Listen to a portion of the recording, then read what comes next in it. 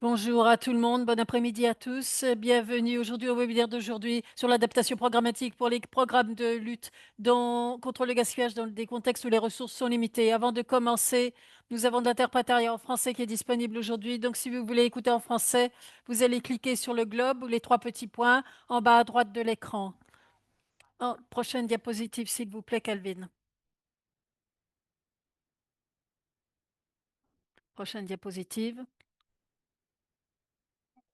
Donc, on va commencer. Je m'appelle Megan et pour l'instant, je suis la responsable de l'époque, je suis la responsable de l'équipe du groupe thématique de nutrition mondiale. Et donc, je vais prendre quelques minutes pour expliquer pourquoi on est ici et après, c'est ce qui va se passer pendant la prochaine heure. Tout d'abord, ces conseils ont été développés pour que nous faisions l'expérience en direct que cette année, c'est pas comme les années de d'habitude. Pour l'instant, nous avons de moins en moins de beaucoup de problèmes. Nous avons eu beaucoup moins de présence des partenaires et on a eu beaucoup également de perturbations. Et ce conseil a été développé pour aider les équipes de pays à faire passer, à prendre des décisions dans des contextes de décisions très difficiles, la programmation de grande échelle lorsque ce n'est pas possible, lorsque nous n'avons pas les ressources sous la main. Deuxièmement, nous voulons avoir un processus collaboratif pragmatique avec le groupe thématique de nutrition mondiale qui est mené par Action contre la faim, Save the Children et Concern Worldwide Through Wasting Global Thematic Work Group. Et c'est également façonné par les collègues du groupe thématique nutrition mondiale au niveau du pays, au niveau du régional également, on veut que ce soit des recommandations qui sont pratiques, qui sont éthiques, qui sont faisables et opérationnelles. Et c'est important de reconnaître que ces adaptations vont peut-être mettre défier nos idées que nous avions avant sur tout cela et sur nos standards. De référence, mais ce n'est pas vraiment revoir nos ambitions à la baisse ou essayer de faire des coupes de force, mais c'est vraiment qu'on ait de l'équité, c'est la continuité des soins, la sécurité et surtout les principes de transparence que l'on veut souligner. Et aujourd'hui, le webinaire d'aujourd'hui, c'est pas uniquement présenter les conseils, mais c'est également vous écoutez surtout si vous avez des rôles de première ligne et également les soutiens supplémentaires dont vous avez besoin en direct, mais également des différents conseils. Donc, vos contributions vont nous aider à façonner le futur, les mises à jour, également s'assurer que nous avons vraiment des conseils pour avoir un outil qui est en direct et euh, qui est responsable. Et comme vous voyez, nous allons couvrir un aperçu du guide, également l'expérience du pays du Sud-Soudan, et après on passera aux questions-réponses. Et on a un webinaire un petit peu plus long aujourd'hui pour s'assurer qu'on a le temps pour les questions-réponses. Et maintenant, pour la traduction, si vous voulez poser une question en français, dans ce cas-là, on répondra à cette question en français. Et les collègues qui voulaient écouter en anglais, vous choisissez le canal de langue anglais. Prochaine diapositive, s'il vous plaît. Donc ici, ce sont les présenteurs, une capture d'écran des présenteurs. Je ne vais pas les présenter un par un parce que tout le monde va se présenter avant de parler aujourd'hui. Et voilà, merci beaucoup de nous avoir rejoints. Maintenant, je donne la parole à Calvin qui va nous parler de la présentation en plus de détails. Calvin, allez-y. Merci beaucoup pour confirmer. Est-ce que tout le monde m'entend bien? Tout à fait. Bonjour tout le monde, bon après-midi, bon matin. Merci beaucoup à Megan d'avoir donné les raisons de pourquoi on a créé ces guides. Et on va pas aller plus en détail dans pourquoi ça a été développé et on va parler, pardon, de pourquoi ça a été développé et des différents modules. Tout d'abord, ces conseillers ont été développés pour aider et également pour, euh, pour les conseillers techniques, pour ceux de mise en œuvre humanitaire et les responsables de programme, pour qu'ils puissent faire une adaptation utile et s'assurer de la continuité des services euh, de l'émanciation de la fonte musculaire. Et également, vous voyez sur le terrain, ces modules ont des structures flexibles qui vont aider les praticiens à donner la priorité à des options, adapter les protocoles et maintenir la qualité. Et également, lorsque nous avons des contraintes, lorsque nous mettons en œuvre ces conseils, on a trois principes essentiels que nous recommandons aux partenaires. Le premier que j'ai à l'été, c'est que les adaptations doivent être temporaires, elles doivent être justifiées, elles doivent être spécifiques au contexte. Ça veut dire que s'il y a des changements au protocole standard ou fourniture de services doivent être faits quand c'est absolument nécessaire, ça doit être basé sur une compréhension ferme du contexte local et également des contraintes locales. Ça veut dire que les adaptations doivent avoir une durée définie et elles doivent être réexaminées régulièrement et avoir un critère clair de protocole, des protocoles qui sont la norme dès que possible. Ça veut dire que les contraintes sont vraiment inhérentes au contexte et ensuite on retourne au protocole de norme, de la norme. Le deuxième principe, c'est les adaptations doivent être décidées dans le cadre d'une coordination et d'un dialogue inclusif avec les partenaires et les autorités locales. Ça va permettre que les adaptations programmatiques respectent les protocoles nationaux et le leadership, ça renforce également les systèmes locaux et ça sauve également les droits et la santé des populations qui sont affectées. Le troisième principe, et que j'ai déjà mentionné, c'est, troisièmement, il convient d'avoir une stratégie de sortie claire afin de garantir un retour aux soins standards dès que possible. Donc maintenant, je vais vous expliquer comment le guide a été élaboré. Ça a été élaboré dans le cadre d'une initiative de collaboration sous l'égide du groupe de travail technique sur l'émaciation du groupe sectoriel mondial sur la nutrition. Le processus a rassemblé des partenaires clés, notamment des ONG, des agences des Nations Unies et certains organismes donateurs. Donc, comme vous voyez sur la deuxième encadrée, on a commencé avec 4 sous-groupes thématiques, comme le montre. Ces sous-groupes étant basés sur les catégories de contraintes identifiées. Et ces sous-groupes de travail étaient basés sur les contraintes identifiées, lacunes de l'offre et des substitutions des produits, contraintes d'accès aux ressources humaines, transition vers les systèmes du ministère de la Santé, documentation et apprentissage. Chaque sous-groupe a produit une note technique identifiée les défis à relever sur le terrain, proposé des adaptations réalisables et s'appuyer également sur les orientations et protocoles nationaux et internationaux existants. Et également, les résultats de chaque sous-groupe de travail ont été ensuite développés dans un module. La version actuelle des orientations comprend 2 de ces modules. Et donc, on a également les apprentissages opérationnels sur le terrain. Une fois qu'on a ces informations, dans ce cas-là, on a développé un module basé sur ces résultats. La version actuelle des guides, donc la priorité à 2 de ces modules, et vous voyez, je regarde les défis qui sont liés à l'approvisionnement et également les contraintes de service, de fourniture de services. Les séances d'ébauche des participants ont été révisées par les participants. Également, des consultations pour s'assurer qu'on a pris en compte le retour des groupes divers et des conseillers techniques.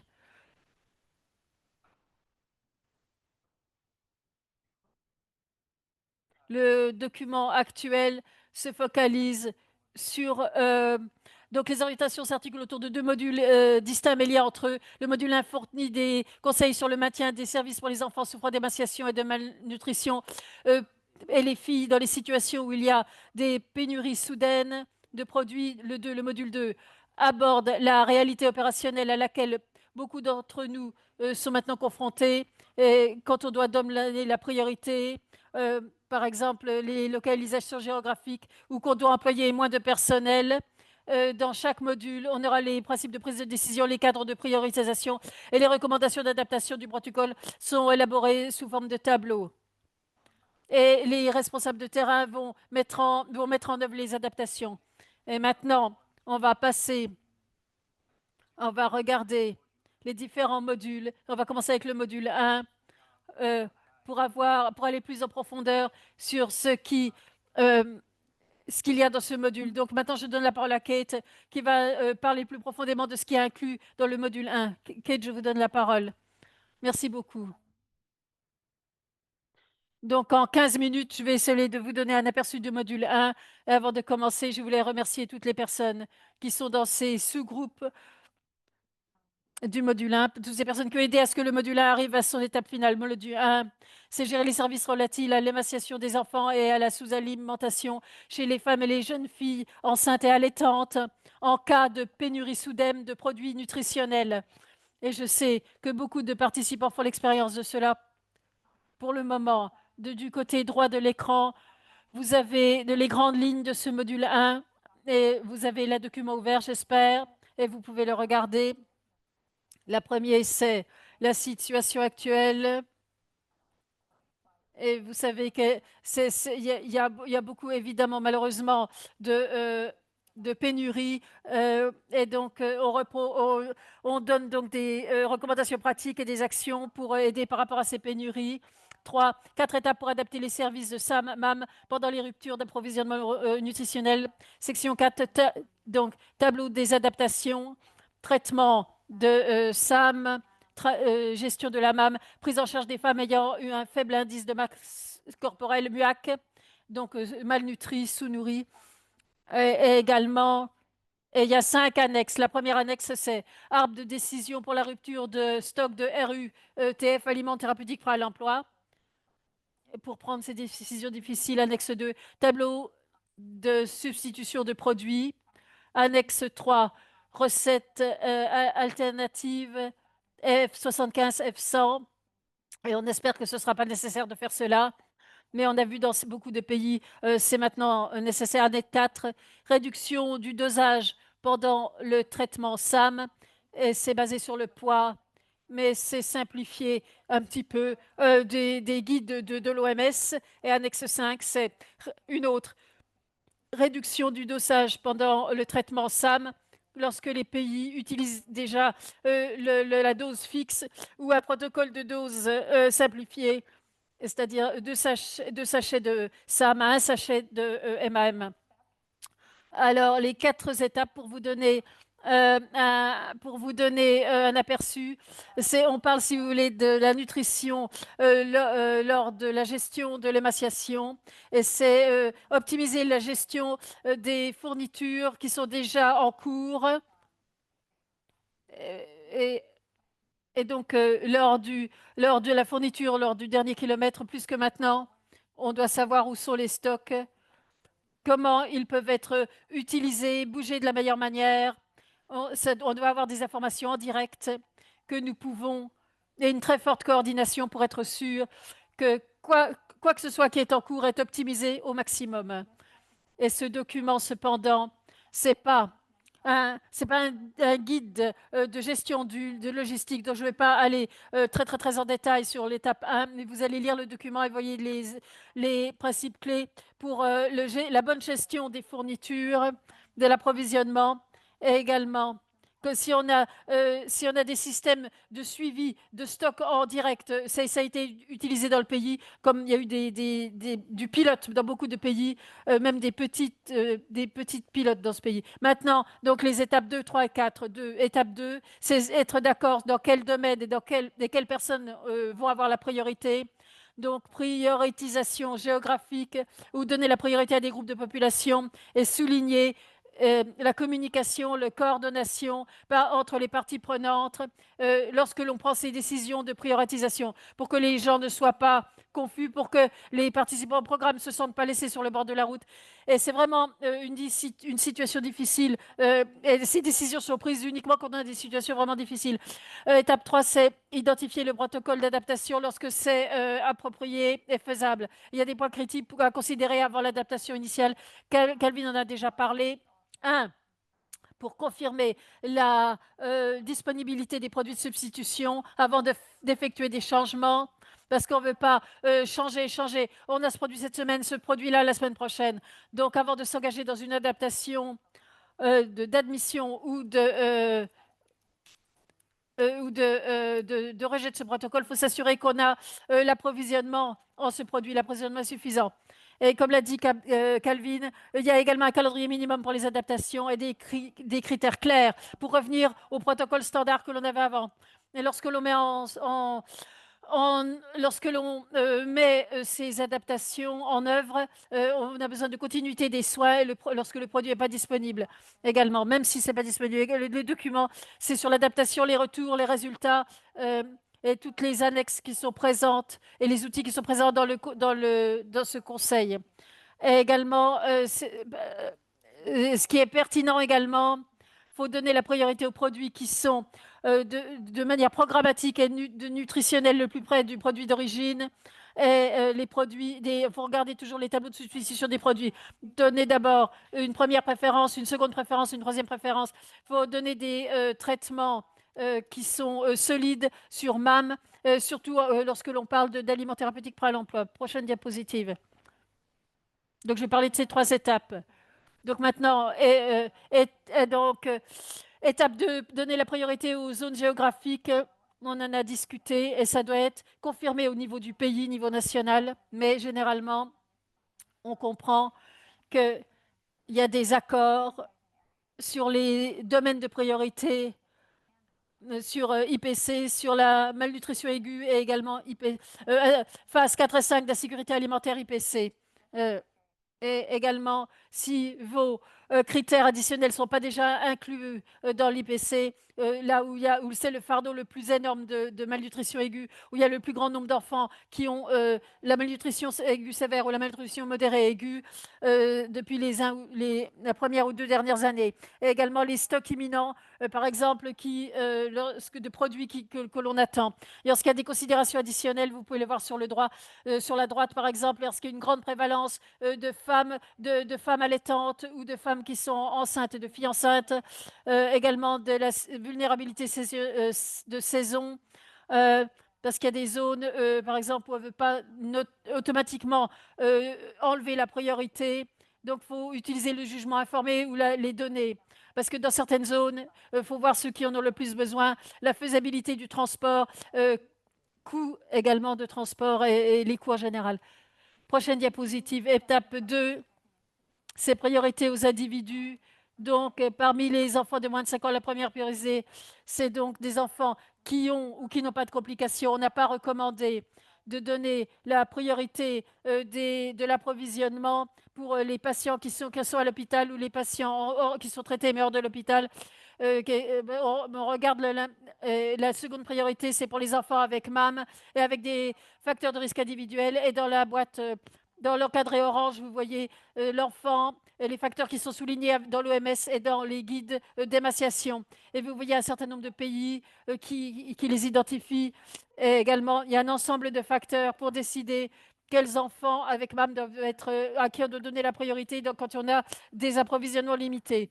Et également, la troisième priorité, c'est pour ces enfants ces individus qui n'ont pas ces facteurs ou ces risques sociaux que vous voyez au milieu. Et également pour les femmes enceintes et les femmes qui sont allaitantes, critères de priorité.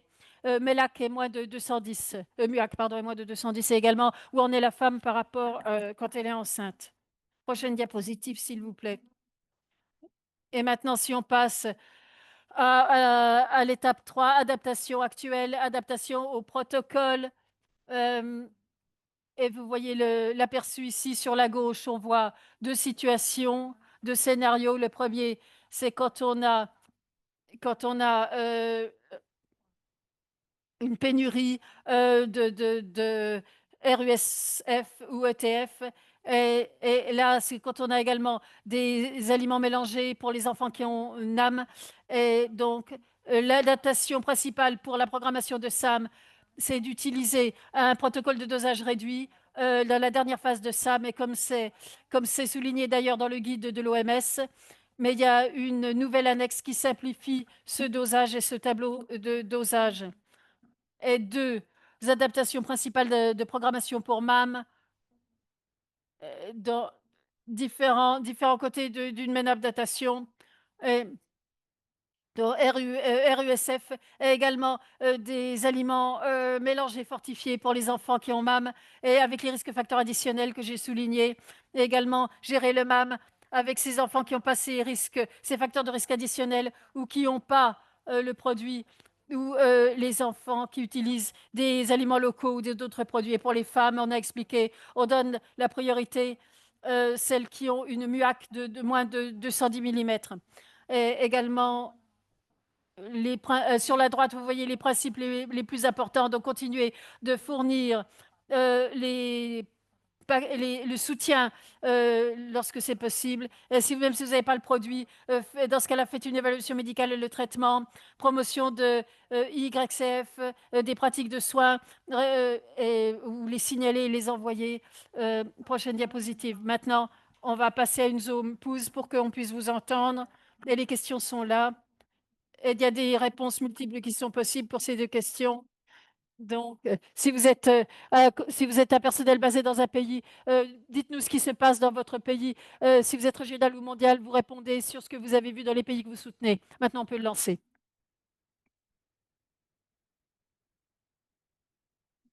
Donc, quelles adaptations vous avez commencé à mettre en œuvre dans votre contexte? Peut-être que jusqu'à présent, vous n'avez fait aucune adaptation. Vous avez réduit le dosage de RUTF et vous avez, pendant le traitement de SAM, dosage RUTF simplifié, 2 sachets de SAM et 1 sachet de MAM. Substitution de produits parce qu'il n'y avait plus de stock. Et vous avez des admissions uniquement pour les MUAC ou d'autres. Question 2. MUAC, c'est PB, périmètre brachial. Question 2. Donc, alors, question 2, ce sera quel produit de substitution vous avez spécifiquement mis en œuvre dans votre contexte? Donc, on voit pas mal de réponses ici. Merci Myriam. Donc, il y a un tiers de participants qui n'ont pas fait d'adaptation jusqu'à présent. Ou alors, le dosage simplifié, c'est l'adaptation la plus populaire.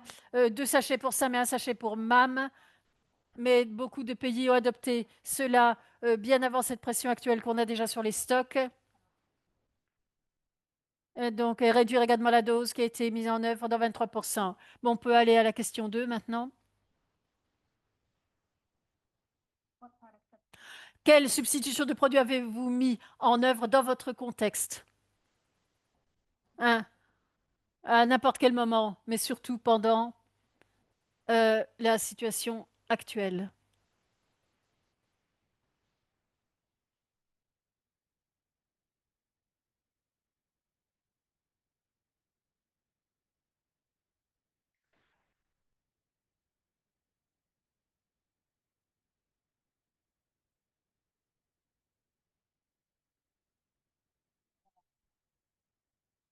Euh, donc, pendant qu'on termine l'enquête, vous pouvez passer à la prochaine diapositive.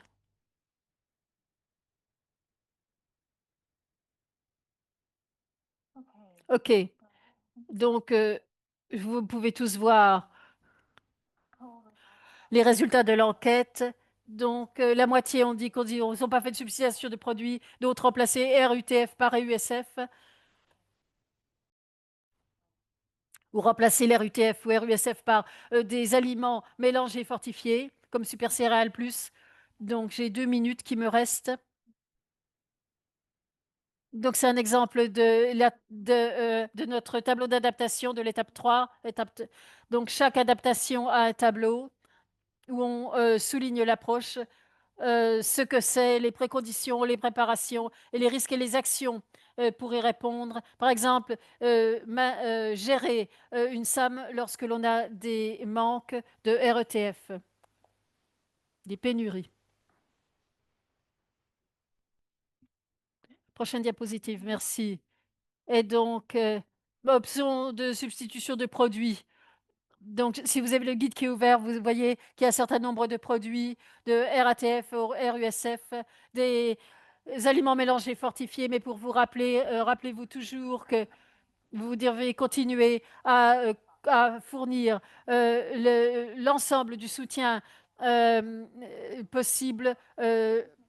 C'est des évaluations médicales envoyées. Quand vous n'avez pas de stock, c'est des substitutions de RETF. Et donc, la première se préférence, si vous éditez RUSF, par exemple, quel est le replacement, le montant de replacement, ce soit quoi?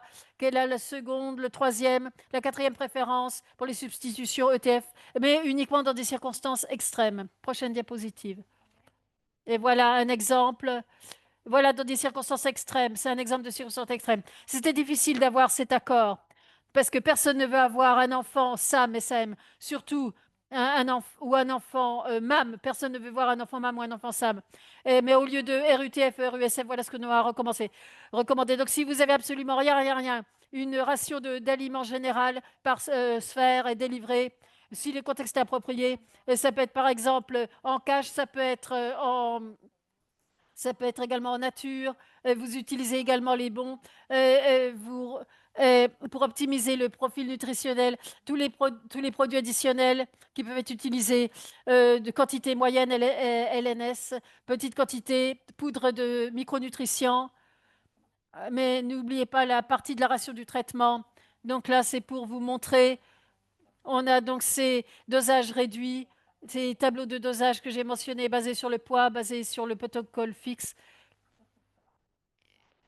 Et donc là, c'est l'arbre de décision de RUTF lorsque RUTF est en pénurie.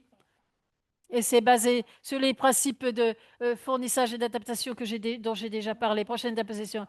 Alors, maintenant, les principaux enseignements à tirer de rupture de scope. Les adaptations sont provisoires dans des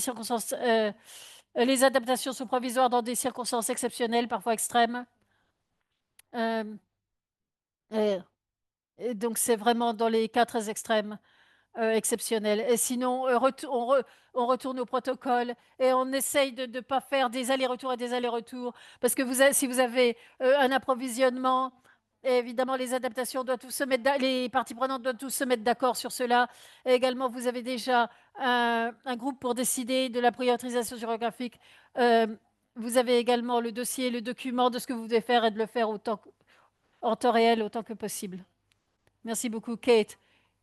Donc, je m'appelle Caroline Antoine et je suis la directrice en intérim d'expertise et recherche à Action contre la faim, des fonds d'Action contre la faim. Vous avez présenté, Kate, le module 1 qui se focalise sur l'adaptation liée aux approvisionnements. Module 2, on veut regarder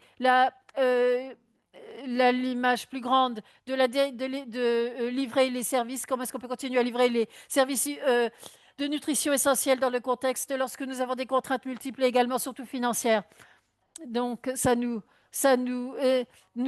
est obligé que la couverture géographique soit remise à une échelle inférieure ou réduire les volumes en général de notre soutien aux services de santé. Donc, ce module vous donne un ensemble d'adaptations spécifiques au contexte pour faire durer les services de santé et de nutrition essentiels, répondre à la réalité opérationnelle, répondre à des défis tels que la perte de personnel, une présence réduite, un accès limité, et, et soutenir la continuité des services en dépit des contraintes sévères. Donc c'est important également, au-delà d'être un outil technique, ça veut dire également qu'on soutenit des réflexions structurées au niveau du pays. Parce que c'est le moteur de ces choix, ça doit être les acteurs nationaux. Et la réponse doit être adaptée à chaque contexte. Dans la prochaine diapositive, on va parler des considérations clés qui doivent guider l'adaptation.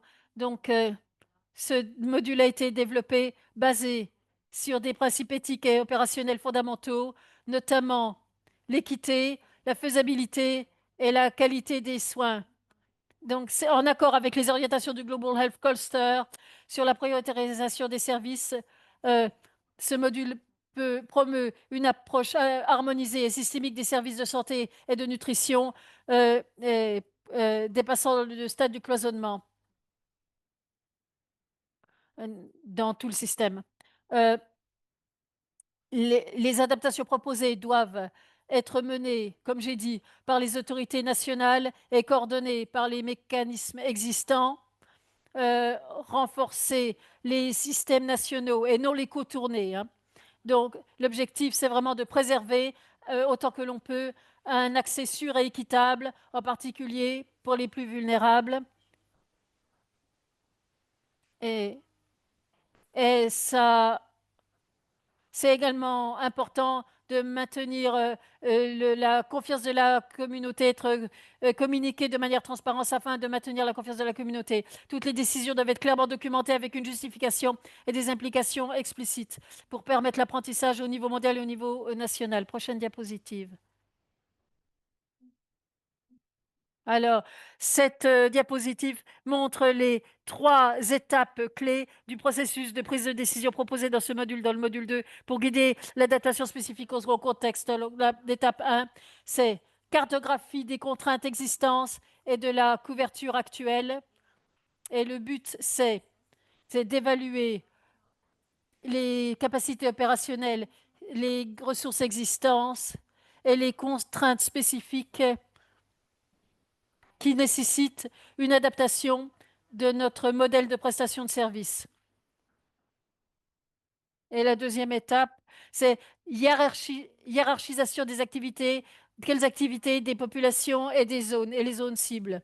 Les populations, c'est vraiment très important de conserver les populations et les zones ciblées. Question clé, compte pardon, étape 3, planification de l'adaptation sur la base des résultats de l'établissement des priorités. Ce module planifie les adaptations spécifiques sur la base des étapes 1 et 2, 4 domaines clés pour l'adaptation, couverture géographique, population cible, type de service, transition vers le ministère de la Santé ou les acteurs locaux. Prochaines étapes, prochaine diapositive pour la prochaine étape. Donc étape 1, c'est le but, c'est d'évaluer les contraintes opérationnelles euh, et également les éléments de contrainte et la capacité actuelle. Donc, identifier l'ampleur et la nature des réductions de financement parce qu'elles n'ont pas toutes les mêmes applications programmatiques. Également, ça peut être une opportunité d'explorer les possibilités de réorganisation en interne pour préserver la couverture de prestations de services malgré les contraintes. Et en dernier, euh, c'est essentiel d'anticiper les dates butoirs euh, et le cycle de budgétisation interne ou le calendrier des donateurs pour définir les échéances de la réduction d'échelle, échéance fiscale, échéance des donateurs. Évidemment, c'est plus facile à dire qu'à faire. Prochaine diapositive. Donc, étape 2, définir les priorités lorsque la couverture qui s'appliquait avant, qu'elle soit géographique ou en termes de prestation de service, n'est plus possible. Donc, utiliser les critères de priorisation de Molde 1 ou 2, complétés par des considérations supplémentaires pour les contextes contraignants. Euh, donc, c'est en 3 dimensions. Donc, prioritisation géographique, les critères utilisés sont les mêmes que ceux présentés dans le module 1, mais dans le module 2, ce critère a été complété par, par des considérations plus spécifiques à la prestation de services. Par exemple, la capacité du ministère de la Santé de faire durer les services, qu'ils soient présents ou absents en tant que partenaire actif, et également comme système de signalement de référence. Et comme je l'ai dit, prioritisation de la population, c'est pareil que de ce dont on a parlé auparavant, s'assurer que les groupes les plus vulnérables sont protégés, et également que la couverture est révisée. Donc il y a un critère qui est aligné avec la logique qui est présentée, partie d'activité. L'idée, c'est de faire la distinction entre les interventions essentielles qu'on doit maintenir pour que ça peut être organisé ou intégré. Et on pourrait enlever une priorité de manière temporaire pour respecter l'éthique, évidemment, mais évidemment les services minimums de normes. Donc, étape 3. Donc, c'est définir l'adaptation actuelle qui peut être mise en œuvre. Donc, c'est basé sur l'analyse et les résultats de priorisation dont on a parlé avant. Donc, c'est réorganiser, de réduire ou transférer les services en fonction de la capacité opérationnelle et des considérations éthiques. On sait que ces décisions ne sont jamais faciles et ça dépend d'une combinaison de facteurs. Évidemment, ressources internes, coordination, recherche de coordination, acteurs nationaux et également les expériences auxquelles doivent faire face les communautés sur le terrain. Prochaine diapositive. Donc, avant que l'on passe aux exemples concrets qui sont présentés dans le tableau, dans l'étape 3. On aimerait d'abord vous entendre. Donc ici, vous avez une question. Donc, c'est un peu similaire à la première question. Quelles adaptations avez-vous mises en œuvre en réponse aux coupes budgétaires qui ont affecté la capacité de prestation des services? Donc, vous pouvez sélectionner des réponses multiples. Vous avez les options. Priorité aux zones géographiques, aux installations, réduction de la fréquence des visites de suivi, intégration des services dans les soins de santé primaire, délégation des tâches aux, euh, aux travailleurs de santé communautaire, suspension des activités non essentielles, transfert de certains services au ministère de la Santé ou autre ou pas d'adaptation. C'est la dernière solution.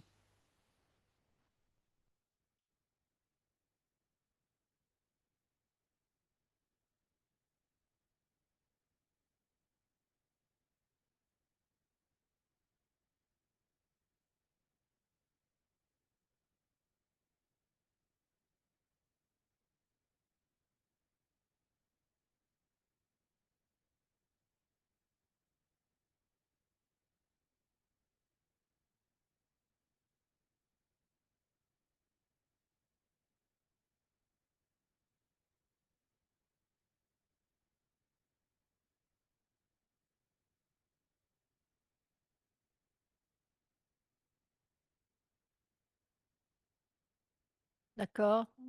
Merci beaucoup pour vos réponses.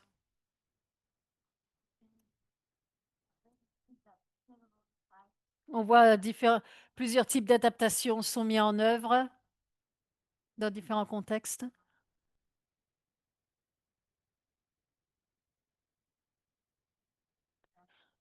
Donc, de donner la priorité donner la priorité à certaines installations, certaines zones géographiques, réduire les visites.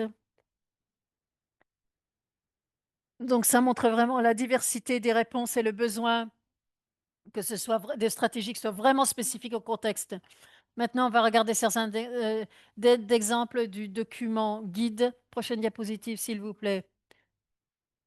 Donc, je ne vais pas y aller en détail, mais je vais vous montrer comment l'outil est structuré et le type de questions et d'options que ça fournit pour soutenir votre processus de prise de décision.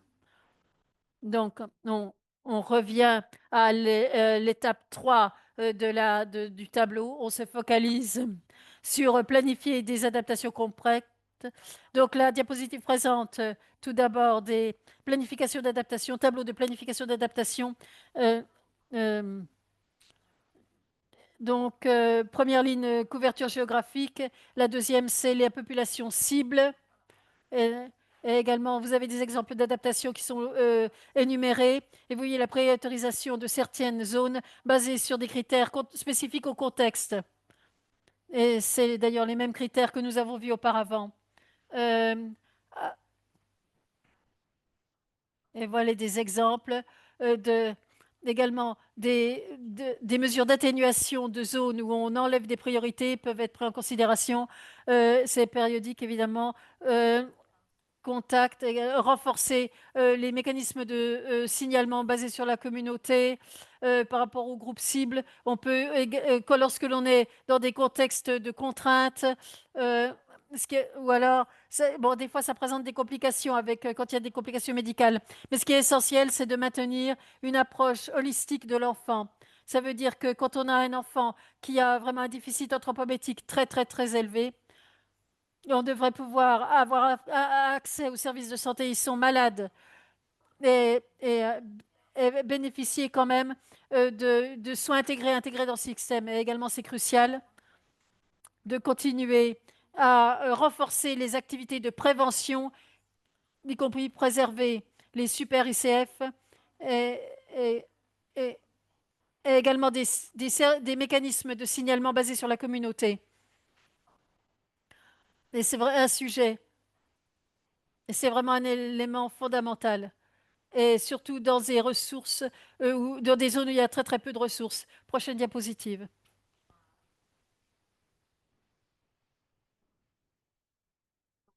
Donc,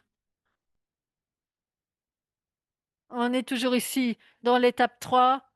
sur ce module et c'est la dernière section du tableau qui met l'accent sur la topologie des services dans un contexte de contraintes. C'est essentiel de préserver évidemment les services sociaux qui sauvent les vies et les services liés, surtout ceux qui sont liés au traitement de SAM, de la malnutrition aiguë sévère, gestion des maladies et les services YCF, euh, pour que ça peut être organisé. Et vous pouvez voir les documents sur la gauche, il y a plusieurs types d'adaptations. Et également, finalement, ce tableau nous invite à réfléchir sur la transition de certaines interventions dans le système national de la santé. Il y en a beaucoup déjà qui existent dans ces programmes qui sont déjà euh, façonnés pour soutenir le système national de santé. Euh, ils n'opèrent pas en parallèle, mais pour renforcer ce qui existe déjà. Dans un contexte où il y a beaucoup de contraintes, l'objectif, c'est des fois d'ajuster le soutien ou d'opérer un changement moins direct, un type d'assistance pour continuer à s'aligner avec les modèles nationaux. Prochaine diapositive. Documenter l'adaptation et les ressources. Donc, c'est là. Donc, alors, c'est évidemment les dernières étapes du module, documenter l'adaptation et les ressources. Et, et donc, c'est une stratégie CIS de priorité dans les contextes où les programmes sont en train d'évoluer pour adapter les contraintes, ce qui est essentiel, ce qui a changé, ce qui a été fait, quel effet ça a eu, et au niveau des patients, et également à l'échelle plus grande. Et ça également souligne les 5 actions clés qu'on a identifiées. Et ce qu'on aimerait proposer maintenant, c'est aller un petit peu plus loin dans ce sujet, ou en ayant un sous-groupe de travail au sein du groupe thématique nutrition mondiale pour pouvoir développer des documentations pratiques, des outils de documentation pratique où c'est possible pour identifier les pays parallèles ou le contexte où ces approches, où ces démarches sont faites de manière plus systématique.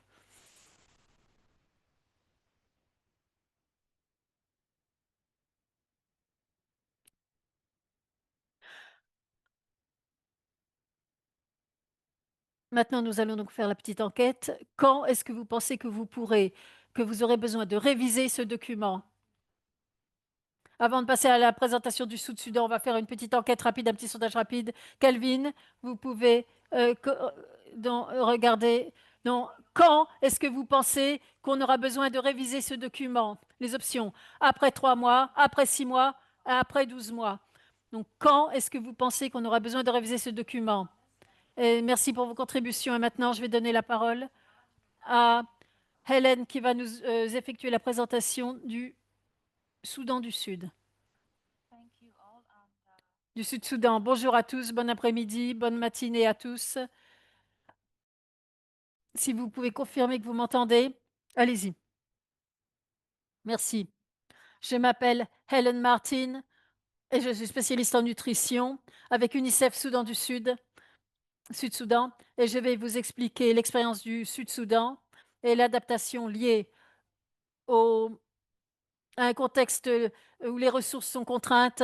Dans le Sud-Soudan, on met vraiment l'accent sur les interventions pour sauver les vies. Et au fin de cette présentation, dans le Soudan du Sud, on a 10 États qui sont divisés en 10 régions. Donc, je vais parler des régions, évidemment, lors de ma présentation. Et cette carte, c'est une projection de IPC pour avril à juin cette année. Et ça a été de nouveau mis à jour d'avril à juillet 2025 avec une projection complètement différente. Donc, parce que les comtés ont bougé. Avant de commencer la présentation, je veux reconnaître que ce n'était pas facile. Fait cette adaptation, ce n'était vraiment pas une démarche facile. Mais je voulais remercier tous les partenaires au Soudan du Sud, les partenaires de nutrition. C'était un travail effectué en collaboration et le leadership de notre responsable de l'équipe, la responsable de la nutrition, Ruth, qui a pu nous aider à nous montrer comment on devait naviguer tout au long de ce processus. Prochaine diapositive.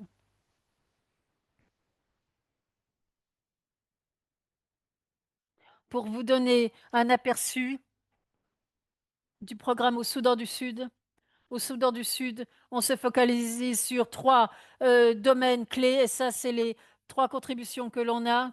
On a gouvernance et politique, et on se focalise sur euh, renforcer les capacités pour délivrer des nutritions multisystémiques, de multisystèmes et de qualité, pour délivrer la nutrition en utilisant euh, des approches sectorielles ou multisystèmes. On a également la prévention des formes de malnutrition et le traitement de la malnutrition. Donc, comment est-ce qu'on livre cela?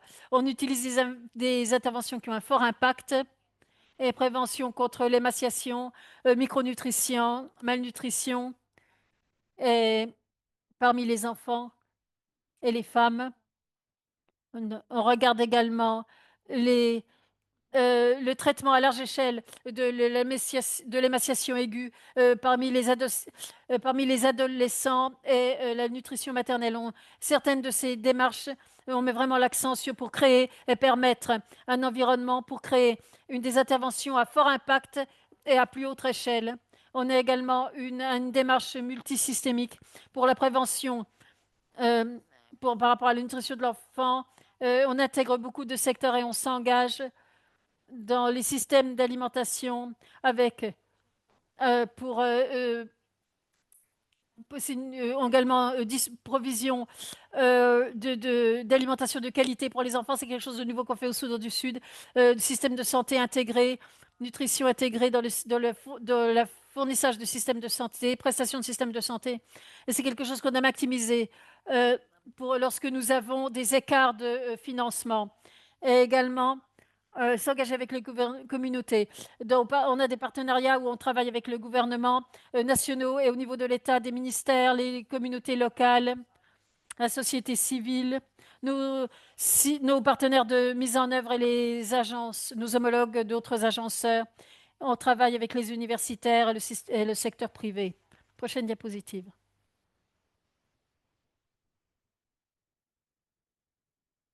Donc, maintenant, voilà, c'est vraiment la diapositive essentielle. L'adaptation du programme qui s'est passé au départ de janvier 2025. Notre plan, c'était d'atteindre 530 000 enfants. à- euh, donc, c'est 80% de la couverture du pays. On couvre tout le pays, les 10 États et 80 comtés que j'ai mentionnés. On avait également le plan de piloter les nouveaux guides de l'OMS, que le Soudan est parmi l'un des premiers pays pour mettre en œuvre, de piloter cela. Les nouveaux guides de l'OMS, que ça doit se passer dans deux États, dans la région des lacs et Novenberg également, et dans la région dont j'ai parlé. Et également prévenir la malnutrition dans tous les États en faisant ce qui est énuméré. Donc, la première phase en février. Donc, on a eu un gel du financement, mais on a eu quand même des exemptions pour ce qui était pour sauver les vies. Donc, comme j'ai mentionné, ce que l'on a fait avec nos partenaires que j'ai mentionné auparavant, on a regardé où est-ce que l'on pouvait utiliser de manière significative ou utiliser ou rediriger ces fonds limités. Donc, on a regardé les États où il y a un gros fardeau dans le Soudan du Sud, et c'est les États de Great Appenhill, c'est 8 États. Mais on a regardé également les 53 comtés qui sont IPC 4. C'était le premier changement. Le premier changement dans notre programme de se focaliser 80%. Maintenir la 80% de couverture des activités nutritionnelles dans les trois États du Grand Nil supérieur et les comtés qui sont à IPC 4. Et, et pour les États restants, 50% des activités nutritionnelles. Évidemment, on ne peut pas faire des enquêtes.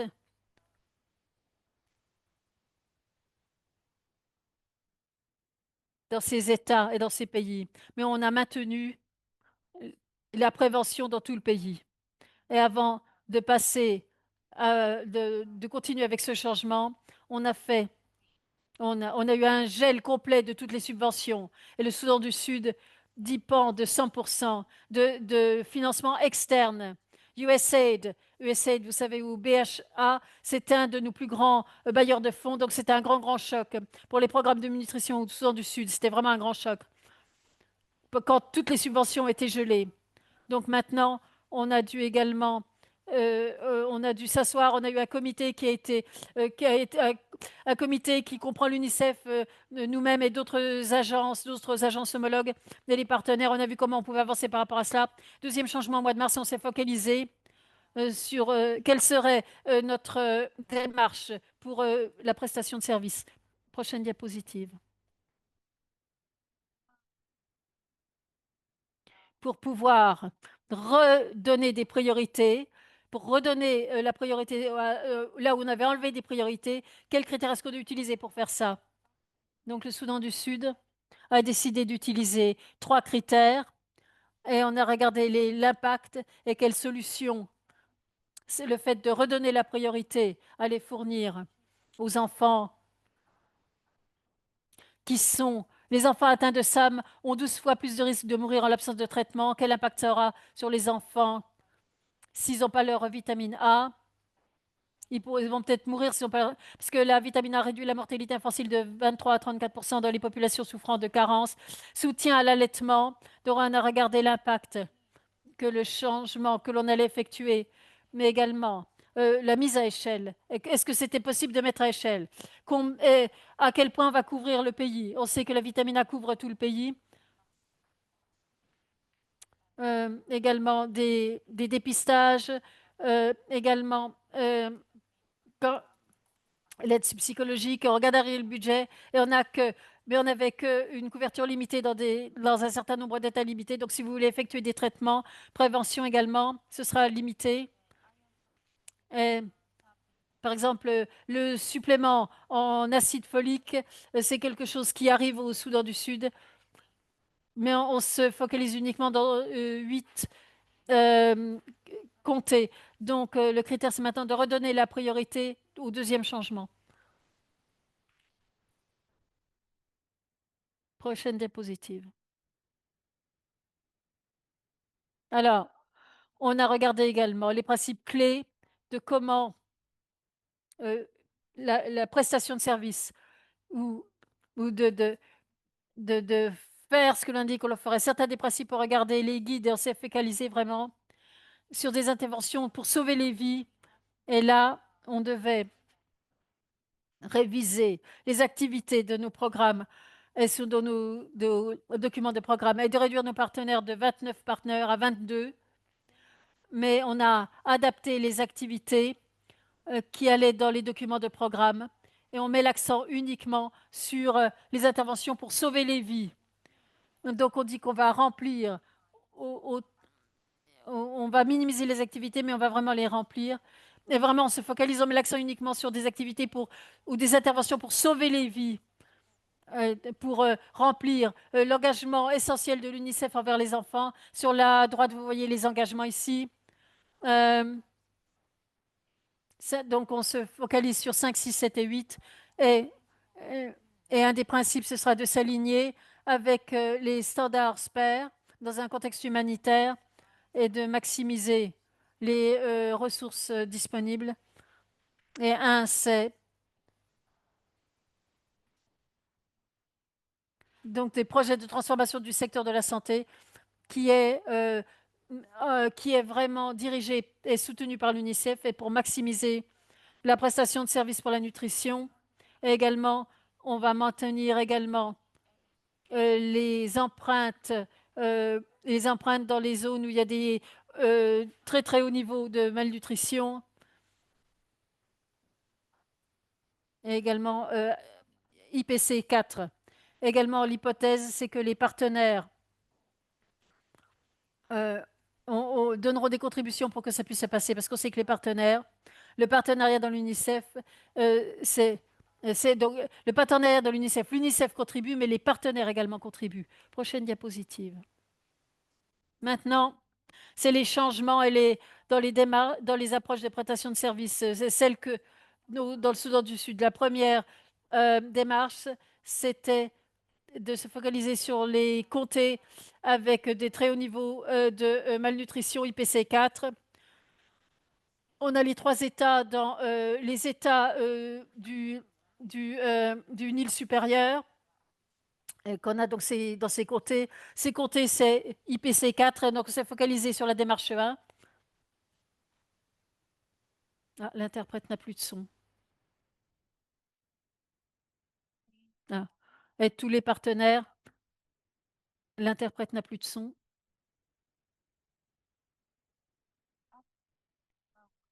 La démarche, on s'est focalisé sur les comtés qui ont des très très hauts fardeaux. Et donc certains comtés. Donc, HSTP, c'est le plan de transformation du secteur de la santé. C'est géré par le gouvernement et soutenu par l'UNICEF. Donc, les documents de programmatiques sont avec les partenaires et certains d'ailleurs un chevauchement avec les partenaires de nutrition. On a ces partenaires avec les nutritions. Donc, on a dû arrêter les programmes de nutrition et les activités de nutrition. On a dû les ajouter à HSTP ou, ou à la santé pour couvrir la nutrition, pour la prestation de services dans ces comtés et d'autres qui, qui ont donc, par exemple, dans la région du sud, de la région du Nil supérieur, on a la démarche 1. Également, transition vers les gouvernements dans trois États. Le gouvernement va être le responsable pour fournir un service de nutrition complet dans ces trois États.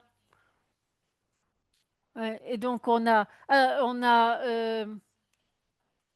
affecté un partenaire pour superviser et mettre en œuvre la prestation de service. Et maintenant, il y a un processus complet par rapport à ça. Donc, on a renforcement des capacités, évaluer les capacités, définir clairement le rôle du partenaire et des gouvernements pour faciliter la transition. Et donc, au sous-sol du Sud, on a 91, 91 centres de stabilisation qui sont maintenus. Donc, tous nos points critiques de service ont été maintenus dans tous les États. Donc, certains des principes que nous utilisons pour aider à mettre en œuvre les démarches, c'est que on utilise vraiment du personnel gouvernemental pour la prestation de services nutritionnels, des partenaires euh, basés sur le contrat. Et maintenant que l'on n'a pas l'argent, on devra utiliser les ressources existantes. Donc, pour le HSTP, on a 1400 travailleurs de nutrition et on les utilise pour le moment. Et avec cela également, on va utiliser les incitations approuvées par le gouvernement. Chaque partenaire a ses propres incitations. Les incitations doivent être harmonisées et basées sur ce qui a été approuvé par le gouvernement du Soudan du Sud. Et également, on a travaillé avec le gouvernement et influencé le leadership du gouvernement pour communiquer au ministère d'État, également au département de la santé du comté, pour soutenir les ajustements sur lesquels on travaille et vraiment souligner qu'on doit utiliser les salaires gouvernementaux et les incitations pour les travailleurs en première ligne dans la nutrition. Également, le ministère de la Santé a envoyé une circulaire à tous les forums des ONG, aux partenaires, pour harmoniser les incitations, les incitations approuvées ou recommandées. Maintenant qu'on a le gouvernement qui est avec nous de notre côté, évidemment, la responsabilité, la redevabilité, c'est très important.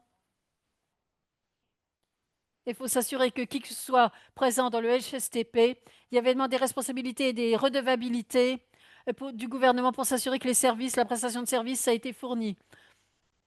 Et pour les États en transition, on utilise une démarche simplifiée parce que c'est dans une capacité réduite et on a donc on prend la bicyclette, mais la bicyclette on la construit en même temps qu'on la prend. Donc on a une démarche simplifiée pour les admissions, pour les inscriptions. On utilise MUAC par exemple pour les admissions. Pour réduire la fréquence des visites lorsque c'est possible. Et des fois, évidemment, il y a des défis dans d'autres lieux. Et on modifie également le dosage de RUTF, de l'aliment thérapeutique pour l'emploi, pour ces 3 États. Donc, on a également simplifié. Donc, donc c'est ma dernière diapositive. Merci beaucoup. Je vous redonne la parole. Merci beaucoup, Kate. Merci beaucoup, Caroline, pour cette présentation extraordinaire. Donc aujourd'hui, l'idée, l'objectif d'aujourd'hui, c'est vraiment, et le webinaire d'aujourd'hui, c'est vraiment de fournir en profondeur le contenu, d'aller en profondeur dans le contenu de ce guide et soutenir sa mise en œuvre pratique et, et son adoption sur le terrain. Mais avant d'aller plus en profondeur dans les guides, on veut vraiment vous entendre. C'est l'espace pour vous, pour soulever vos inquiétudes par rapport à tout ce qui n'est pas clair, les adaptations que l'on a présentées jusqu'à présent. Peut-être elles semblent difficiles à appliquer ou alors vous vous trouvez avec un dilemme. Toutes les questions, toutes les réflexions, toutes les suggestions sont les bienvenues parce qu'on a vu qu'il y a un certain nombre de partenaires qui mettent déjà en œuvre et d'autres de l'adaptation. On sait que 57% font déjà de la priorisation géographique. Dans le cas du Soudan du Sud, par exemple, ils mettent en œuvre un certain nombre d'adaptations. On a eu la révision de ce guide et ses produits pour qu'on puisse apprendre et qu'on puisse toujours s'améliorer par rapport au retour que l'on reçoit de vous, aux commentaires qu'on reçoit de vous. Donc maintenant, sentez-vous libre. Vous pouvez lever la main pour poser la question ou si vous avez des inquiétudes et ça va nous aider à améliorer le document. Et sentez-vous libre. Comme Megan l'a mentionné, si vous voulez parler français, pour les francophones, vous pouvez poser la question en français. Si vous êtes anglophone, dans ce cas-là, levez la main. Vous mettez la question dans la boîte de conversation. Euh, et on vous donnera l'opportunité de parler ou de lire la question afin que l'on puisse donner des retours.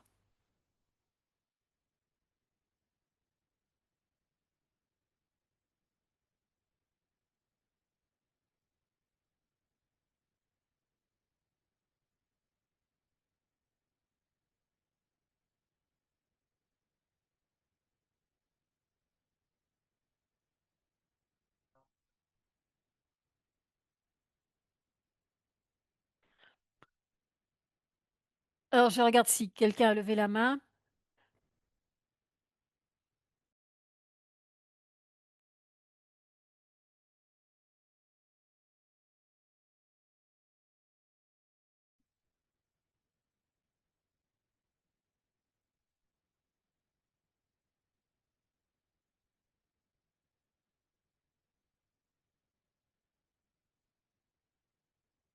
Est-ce que vous avez des questions ou des inquiétudes? C'est peut-être lié à des dilemmes opérationnels auxquels vous devez faire face alors que vous devez mettre en œuvre les adaptations actuelles, peut-être les adaptations que vous devez effectuer au niveau sur le terrain, ou ça peut être lié à ce qui vient d'être présenté dans un aspect particulier qui semble pas clair, ou peut-être qu'on a loupé, ou peut-être qu'on a oublié quelque chose. Dans les adaptations clés dont on aurait besoin sur le terrain, peut-être qu'on a oublié quelque chose. Pour vous aider par rapport aux contraintes auxquelles vous devez faire face, vous pouvez soulever cette inquiétude. Vous voyez ici, il y a des versions différentes et on peut inclure ça dans les versions ultérieures. Donc vraiment, on apprécie vos retours, vos commentaires.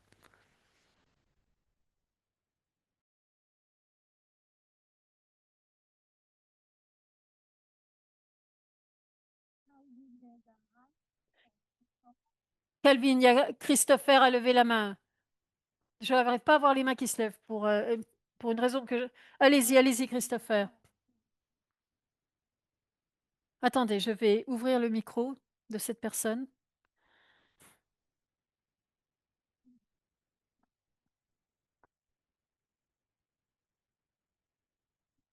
Allez-y. Christopher, allez-y, vous avez la parole.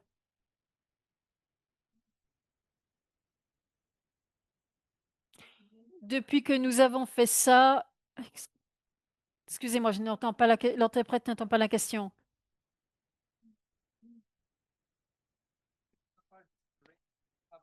Christopher, est-ce que vous avez levé la main parce que vous aviez une question à poser?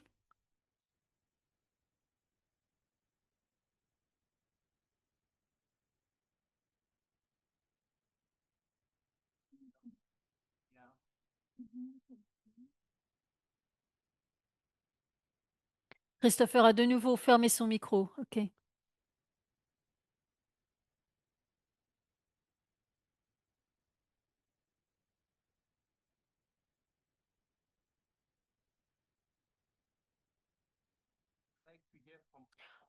On aimerait entendre les partenaires. Est-ce que quelqu'un a des défis, euh, par exemple, pour la mise en œuvre géographique ou prioritisation, donner la priorité à certaines populations, mettre en œuvre certaines des adaptations que l'on a mentionnées? Vous pouvez simplement partager votre expérience. Christopher, cette fois-ci, vous avez de nouveau ouvert votre micro. Allez-y. Est-ce que vous avez une question? Oui, je suis le docteur Tyvan Isaac. Oui, allez-y. Oui, merci beaucoup à tous les présentateurs, tous les conférenciers, mais spécifiquement, j'ai eu une inquiétude liée à l'adaptation, euh, liée, aux démarches simplifiées d'utiliser RUTF, Aliments thérapeutiques pour l'emploi. Vous savez, au Soudan, on a ce que l'on appelle euh, les guides CMAM. Et c'est cette lacune de comment lier cette démarche simplifiée avec les conseils CMAM. Et ça, c'est vraiment une question dont moi-même j'ai fait l'expérience, parce que depuis qu'on a commencé cette transition des partenaires, et donc ils obtiennent leur euh, personnel par rapport aux activités institutionnelles de mise en œuvre, et c'est passé au gouvernement. Ils sont peut-être pas, peut-être que ils sont peut-être pas tellement bien initiés pour les processus, et notamment par rapport à RUTF. Ils sont pas très bien versés. Euh, ben, la démarche simplifiée, ça a été une approche de cascade. Ça part du haut et ça cascade jusqu'au bas. Euh, mais par rapport aux services nutritionnels, et c'est quelque chose dont j'ai parlé avec Hélène, quand j'ai visité certains des lieux, les personnels gouvernemental ne savait toujours pas comment faire par rapport à la démarche simplifiée. Parce qu'il n'y avait pas eu de communication officielle. Et donc, il y avait toujours beaucoup de confusion pour savoir si on faisait l'approche simplifiée en, donc, ou alors si on utilisait toujours le démarche habituel, ou alors si on regardait les modalités de comment faire cela, ça n'a pas été communiqué clairement. Et ça donne de la confusion par rapport à la mise en œuvre sur le terrain. Donc les démarches sont bonnes, mais c'est la manière dont dans sa, dont le problème, c'est comment c'est décliné, comment cet effet de cascade. Hélène, est-ce que vous avez un commentaire sur ce qu'il a dit et ses inquiétudes par rapport à cet effet de cascade? Oui, merci beaucoup, docteur, pour votre question. Euh, j'ai besoin de clarifier quelque chose. Pour les 3 États, la transition a lieu dans 3 États. Et je vais nommer d'ailleurs ces États. Comme ça, docteur Zaban peut en parler. Euh, Berzel Ghazal du Nord, euh, Novens Basal de l'Ouest et l'équateur central et l'équateur de l'Ouest. Et c'est là que l'on a recommandé la transition partielle, la transition euh, complète et l'approche simplifiée pour le reste du pays, y compris où TFN travaille, on continue à utiliser les guides CMAM. Ça ne change pas. Donc cette clarté devrait répondre à votre inquiétude, docteur Zaban. Pour le reste du pays, on n'a pas une démarche simplifiée. On comprend que le personnel du gouvernement qui travaille avec les partenaires, ils ont besoin de beaucoup de renforcement des capacités. C'est là qu'on doit mettre l'accent. Et les modalités ont été vraiment clairement définies. Et pour le parrainage ou le parrainage, le partenariat, l'encadrement, l'encadrement, le partenariat. Euh, pour l'instant, il n'y a pas de fonds pour la formation ou pour avoir des classes. Mais on les a vraiment formés sur le terrain, alors qu'ils effectuent leur travail. Et c'est la modalité euh, qui a été recommandée. Merci beaucoup, Hélène. Maintenant, c'est clair comme du cristal. Et je vous remercie beaucoup pour la clarification. Merci beaucoup. Donc, on a des questions qui arrivent dans la boîte de questions-réponses. Il y a une question. Est-ce que vous avez considéré de souligner le travail des travailleurs de santé communautaire? Parce que les recommandations, par exemple, d'augmenter la couverture des traitements nutritionnels, surtout dans les zones reculées. Oui, dans le second module, une des adaptations possibles, c'est de décentraliser la, la, euh, la gestion euh, des travailleurs de santé communautaire. Le risque, évidemment, c'est qu'ils s'assurer qu'ils sont formés de manière adéquate. Et un dépistage également, qui savent dépister et gérer les cas qui sont compliqués. Sur la malnutrition, on a évidemment un système où nous avons de la supervision pour s'assurer de la qualité des soins, que la qualité des soins ne sont pas compromis, en péril. Corinne, je ne sais pas si vous voulez ajouter quoi que ce soit par rapport à cela ou si ça va. Euh, Allez-y. Non, euh,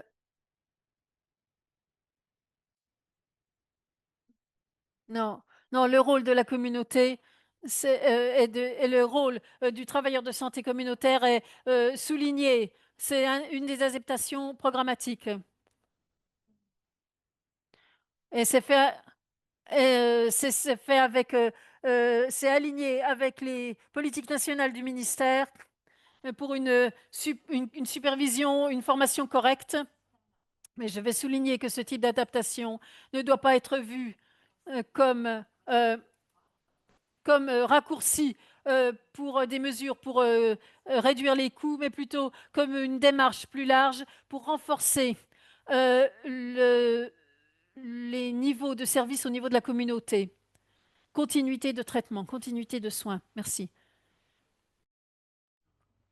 Simplement, pour répondre par rapport à cela, dans le guide, on a également mentionné des, euh, des lignes rouges éthiques qui doivent être prises en considération. C'est un exemple. Donc, ce que j'ai lu par rapport au Soudan du Sud, c'est vraiment important d'impliquer différents partenaires, d'impliquer le ministère de la Santé publique quand on a décidé de quelle implantation on voulait mettre en œuvre. Une fois qu'on a décidé de cela, on doit diffuser ces informations. Et quelquefois, on a besoin de renforcer les capacités du personnel qui va mettre en œuvre ces nouvelles adaptations. Si on a un protocole réduit par rapport à ceux dont ils ont l'habitude, et donc mettre en œuvre un protocole de départ, et également former le personnel pertinent pour fournir du soutien pour que la qualité soit pas mise en péril, et également maintenir et suivre la qualité des services pour s'assurer qu'on ne fait pas plus de mal que de bien, et documenter également les défis auxquels on doit faire face, également les changements réguliers, les adaptations telles qu'on en a besoin. Levez la main par rapport à vos inquiétudes, levez la main. Ahmed, oui, allez-y.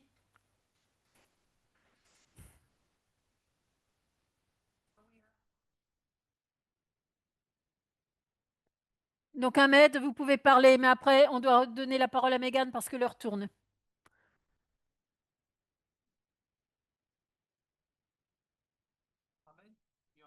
Ahmed, ouvrez votre micro parce que si vous voulez parler, là, vous m'entendez maintenant? Oui, on vous entend maintenant.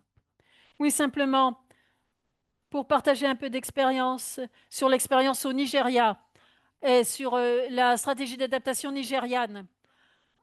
Donc spécifiquement sur la priorisation géographique. Ce que l'on fait au Nigeria, on a regardé euh, l'index de sévérité, on a regardé les critères d'indice de sévérité multisectorielle, IPC niveau 4 à 5, également l'insécurité alimentaire, et phase 4 à 5. On a regardé quels domaines sont affectés, quelles zones sont affectées, et également les zones où on a des populations déplacées en interne qui sont très très très élevées. Également, ça c'est pour la priorisation géographique,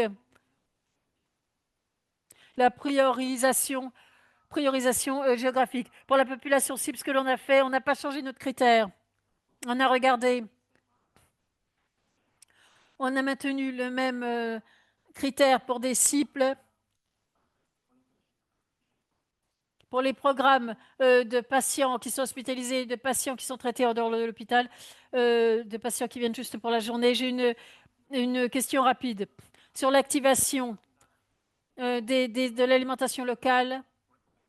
Je crois qu'il y a une quatrième recommandation.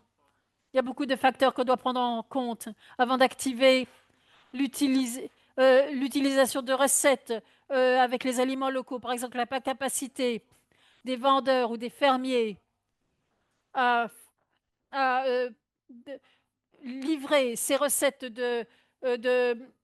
d'alimentation, ces recettes de nourriture, également les recettes de nourriture, les facteurs d'inflation, les facteurs économiques, les facteurs, avant de mettre ça en considération. Avant d'activer l'utilisation de recettes avec des aliments locaux, il faut également qu'on regarde notre dose de RHF ou le protocole Saint-Plurier. Ce que l'on utilise pour l'instant, on utilise 2 sachets de RUTF, aliments thérapeutiques pour l'enfant, peu importe le poids de l'enfant.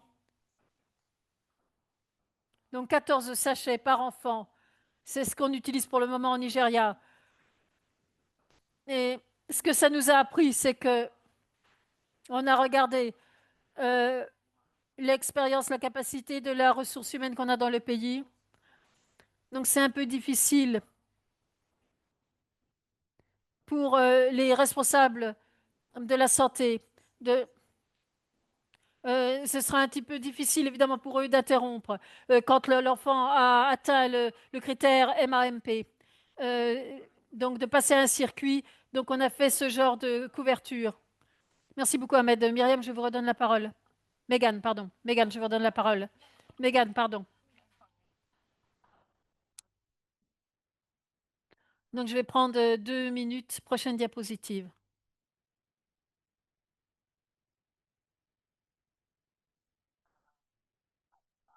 Prochaine diapositive. Déjà, je veux remercier tout le monde qui a présenté aujourd'hui, qui a effectué des présentations, le nombre de personnes qui ont contribué avec leur temps, avec leur expertise pour développer ces guides. C'était vraiment un effort de collaboration à différentes parties de notre communauté de groupe thématique nutrition mondiale. Et donc, vraiment, vraiment, j'ai vu merci beaucoup, beaucoup au programme GNC pour ces efforts de collaboration. Maintenant, comment est-ce que l'on demande un nouveau soutien au groupe thématique de nutrition mondiale? Il y a de nouveaux changements, de nouvelles questions, de nouveaux défis à relever. Donc, l'équipe essentielle du GNC est toujours là. Euh, et il y a toujours un bureau d'aide qui est toujours présent. On est toujours en veille par rapport aux questions que vous avez posées. Il n'y a pas de questions qui soient, il n'y a pas de questions qui soient trop trop importantes ou trop. Toutes les questions sont importantes, de la question la plus simple à la question la plus compliquée. Et merci beaucoup d'avoir effectué ces webinaires. Merci pour les ressources, merci pour les donateurs et pour nos partenaires qui ont contribué avec leur temps. On a également une évaluation si vous voulez prendre 2 minutes pour compléter cette évaluation, ça nous aide à continuer à nous améliorer et à améliorer chacun des webinaires du groupe thématique de nutrition mondiale. Merci beaucoup et passez un bon après-midi ou une bonne soirée selon votre fuseau horaire. Au revoir à tous. Au revoir. Merci.